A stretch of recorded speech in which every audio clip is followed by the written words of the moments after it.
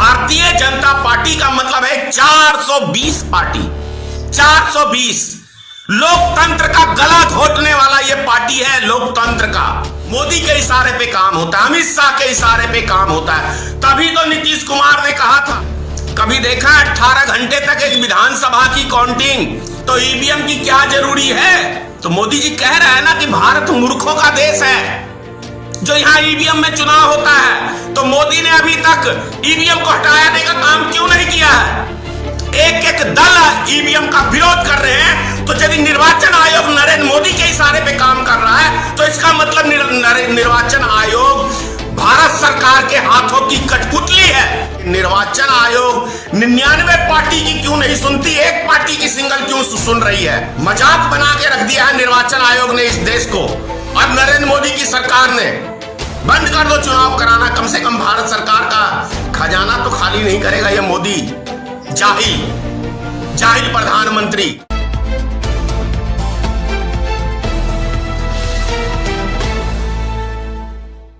राज्य के अंदर एनडीए गठबंधन की सरकार है, लेकिन वो मूर्ख की औलाद क्या कहता है हमसे कि आप पहले रैयाम चीनी मिल चालू करवा दो। वो मूर्ख की औलाद है, उसका बाप भी मूर्ख है, अब वो महामूर्ख है जो हमसे ये क्वेश्चन करता है।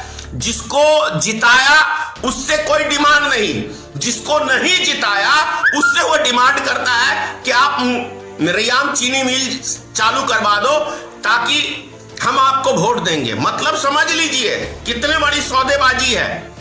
हाथ में जिसको सत्ता की चाबी दिया वो मूर्ख उससे नहीं बोल रहा है कि मैंने चाबी आपको दिया है सत्ता की, मैंने मत आपको दिया है, आप जीते हुए हैं, आपके पास पावर है, आप मिल चालू कराओ। तो वो मूर्ख की औलाद हमसे सवाल करता है कि आप मिल चालू कराओ, तो मैं इसलिए मूर्ख बोल रहा हूं उसको। कितना बड़ा वो मूर्ख है इससे आप अंदाजा लगा सकते हैं कि बिहार में कैसे कैसे मूर्ख पैदा होते हैं।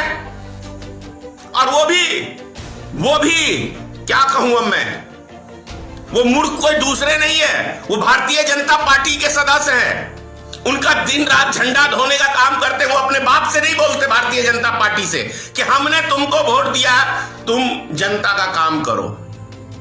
तो वो मूर्ख हमसे बोलता है। दूसरी चीज, आज के दौर में इंसान किस पे विश्वास करे?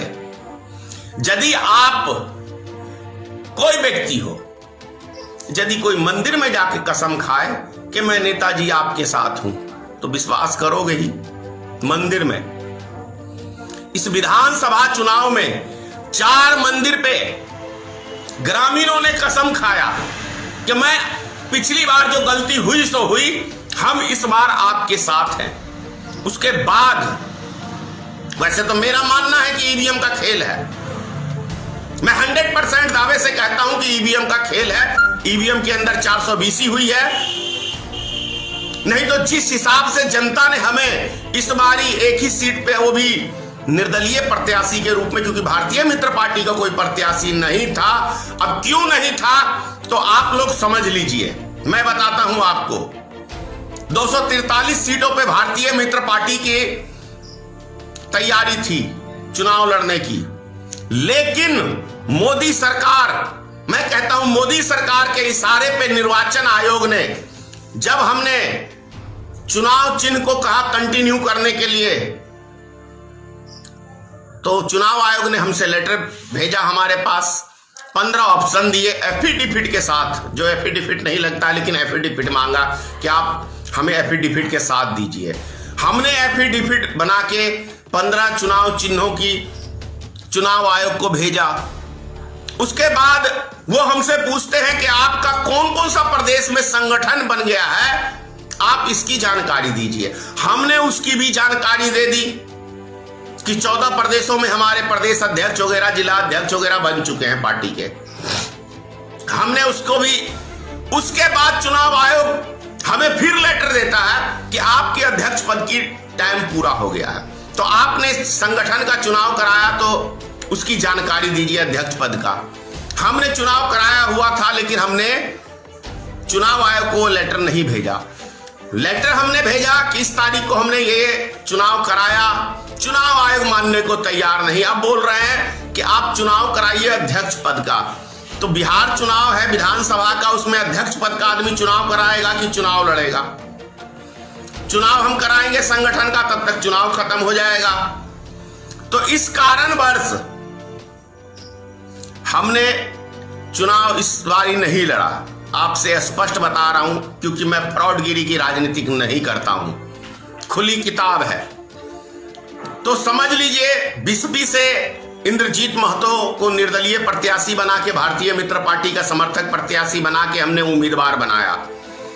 जनता ने जो प्यार हमें इस बार दिया, आप कल्पना नहीं कर सकते हैं कि 40 पंचायत में का हमने दौरा किया, एक एक गांव का दौरा किया, और चाहे हिंदू हो या मुसलमान हो, जो हमें प्रेम स्नेह जनता ने दिया, ये कतई हम मानने को तैयार नहीं है कि जनता ने हमें मत नहीं दिया। क्योंकि जहां भी जाते थे, पिछले लोकसभा चुनाव के अंदर जहां जाते थे, लोग मुंह फेरते थे, बात हमसे नहीं करते थे। लेकिन इस बारी हम जिस भी गांव में गए, जिस पंचायत में गए, जहां भी हमने नुक्कड़ सभा के माध्यम से जनता से रूबरू हुआ, वहां पे जनता ने हमें एक ही बात विश्वास दिलाया कि हम आपके साथ हैं। तो फिर हमारा वोट बैंक कैसे गायब हो सकता है, ये हम मानने को तैयार नहीं है। क्योंकि हमने अपनी आंखों से आपको बताया था कल कि देखा एक ट्रक भरा हुआ, पेटियों से भरा हुआ आरके कॉलेज ले जाया गया, तो समझ में आता है। दूसरी बात, बिस्बी विधानसभा कभी भाजपा जीत नहीं सकती है, मैं दावे से कहता हूं, क्योंकि ये क्षेत्र के अंदर यादव बहुमूल क्षेत्र है, मुस्लिम बहुमूल क्षेत्र है। ये कभी भाजपा नहीं जीत सकती है यहां की सीट, जो 420 के हिसाब से जीती है। अब बगल के ही गांव की बात कर रहा हूं, कम से कम 1000 मत मुझे मिला है उस ग्रामीणों के कहने के अनुसार, लेकिन वहां जानते हैं सिर्फ 99 मत है। यानी ईवीएम, एक एक ग्रामीण कह रहा कि हमने आपको मत दिया है, तो वोट हमारा कहां चला गया भाई? यानी भारतीय जनता पार्टी का मतलब है 420 पार्टी, 420 लोकतंत्र का गला घोटने वाला ये पार्टी है, लोकतंत्र का। इसको विश्वास नहीं है जनता पे, तभी तो नरेंद्र मोदी सिर्फ चुनाव प्रचार करते हैं,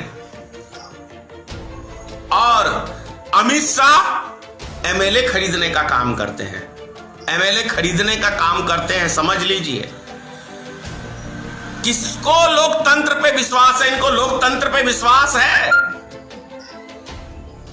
पूरे बिहार विधानसभा चुनाव के अंदर एक भी जहां पे वोटिंग हुई है स्कूलों में, एक भी स्कूल के अंदर लाइट की व्यवस्था नहीं की गई थी। मैंने कल भी कहा था आपसे। तो क्या है ये? लोकतंत्र की हत्या है ना। अब जा रहा कोई किसी को वोट देने के लिए, वहां प्रशासन से पूछता है तो प्रशासन जाके उसके नाम का बीजेपी में वोट डालता है।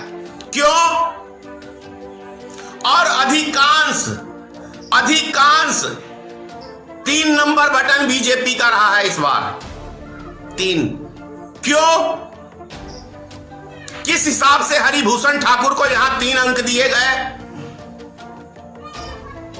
और भी कई क्षेत्रों में ऐसा क्यों? कुछ तो है दाल में काला।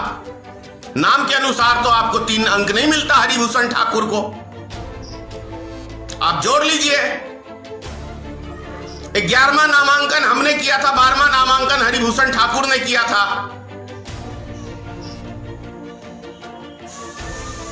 यादव जब वोट दिया ही नहीं हरिभूषण ठाकुर को, तो जीत कैसे सकता है? 70,000 पॉपुलेशन है यादव की, 97,000 है मुस्लिम की। 3 लाख की आबादी में इतना अगर निकल गया तो कौन से वोट से जीतेगा भाई? और मुस्लिम बूथ के ऊपर भाजपा को वोट मानेंगे आप? मुस्लिम बूथ के ऊपर भाजपा को वोट कभी आ ही नहीं सकता है। इक्का दुक्का का कहेंगे नहीं, कोई धोखे से गिरा दे 100 वोट, 150 वोट, यह मानने की बात नहीं है। तो कुल मिला के जो चुनाव में, बिहार के चुनाव में देखने को मिला, वो नरेंद्र मोदी का, आज अगर मैं मीडिया की बात करूं निष्पक्ष है यदि मीडिया तो एक बारी जनता की राय तो ले ले। अब तो चुनाव खत्म हो चुके हैं ना, आप जाके जनता की राय ले लें कि आपने किसको मत दिया, तो वो बताएगा। और आप दिखाने का हिम्मत है तो आप दिखाइए। 100 में 75% जनता कहेगा हमने महागठबंधन को मत दिया, 100 में 75% जनता। तो फिर बीजेपी कैसे आगे आ गई भाई? नहीं विश्वास है लोकतंत्र पे, और चुनाव आयोग कठपुतली क्यों बनी बैठी है? निर्वाचन आयोग कठपुतली का रोल अदा कर रही है अभी भारत के अंदर। चुनाव आयोग मोदी के इशारे पे काम होता है, अमित शाह के इशारे पे काम होता है। तभी तो नीतीश कुमार ने कहा था चुनाव से पहले 4-5 महीना पहले कि कितना भी दो जोर लगा लो, सरकार तो हम ही बनाएंगे जैसे भी बनाएं। इस भाषा में क्या छुपा हुआ है भाई? इस भाषा को आप किस नजरिए से देखते हैं कि कितना भी जोर लगा लो, सरकार तो हम ही बनाएंगे जैसे बनाएं, तो जैसे बना लिया। कभी देखा 18 घंटे तक एक विधानसभा की काउंटिंग, तो ईवीएम की क्या जरूरी है?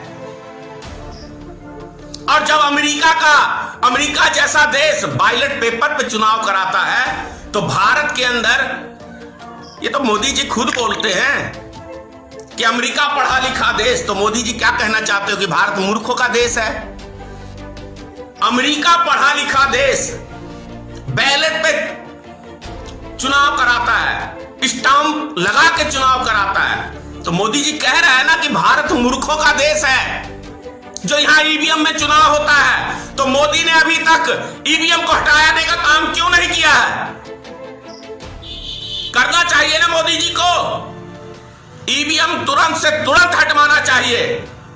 और यदि हिंदुस्तान के एक एक दल ईवीएम का विरोध कर रहे हैं, तो यदि निर्वाचन आयोग नरेंद्र मोदी के इशारे पे काम कर रहा है, तो इसका मतलब निर्वाचन आयोग भारत सरकार के हाथों की कठपुतली है।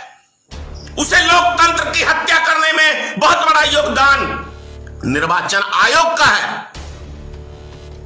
जब बहुमत के हिसाब से यदि सब चीज चलती है देश के अंदर, तो फिर मेरा कहने का मतलब है कि निर्वाचन आयोग 99 पार्टी की क्यों नहीं सुनती, एक पार्टी की सिंगल क्यों सुन रही है? सिर्फ और सिर्फ भारतीय जनता पार्टी की क्यों सुन रही है निर्वाचन आयोग? यदि 100 में से 99 पार्टी कहता है कि हम बैलेट में चुनाव कराना चाहते हैं, तो निर्वाचन आयोग क्यों मोदी के इशारे पे काम करती है? क्यों जिद पे अड़ी हुई है निर्वाचन आयोग? यदि स्वतंत्र विभाग है तो सम्मान करना चाहिए, लोकतंत्र का सम्मान करना चाहिए, राजनीतिक दल का सम्मान करना चाहिए। निर्वाचन आयोग को मजाक बना के रख दिया है निर्वाचन आयोग ने इस देश को, और नरेंद्र मोदी की सरकार ने। मैं ये नहीं कहता कि जिसकी लाठी उसकी भैंस नहीं, सदियों से होता आया है, लेकिन इस तरीके से कभी नहीं हुआ जिस तरीके से अभी भारत के अंदर चुनाव हो रहे हैं। यदि लोकतंत्र पे और जनता पे नरेंद्र मोदी सरकार को विश्वास ही नहीं है, तो चुनाव कराना बंद कर दो। देश में बंद कर दो चुनाव कराना। कम से कम भारत सरकार का खजाना तो खाली नहीं करेगा ये मोदी, जाहिल प्रधानमंत्री, जिसको सिर्फ और सिर्फ चुनाव की पड़ी रहती है और चुनाव का जश्न मनाता है। भारत कंगाल हो गया, इस पे शर्मिंदगी नहीं होती? भारत सरकार का खजाना -24 पॉइंट पे चला गया, उस पे शर्म नहीं आता अमित शाह को और मोदी को? 90 रुपए प्याज बिक रहा है, 90 रुपए, 40-45 रुपए कभी भारत में आलू नहीं बिका। इस पे मंथन नहीं होती है। इस पे मंथन करोगे तो शर्म से डूब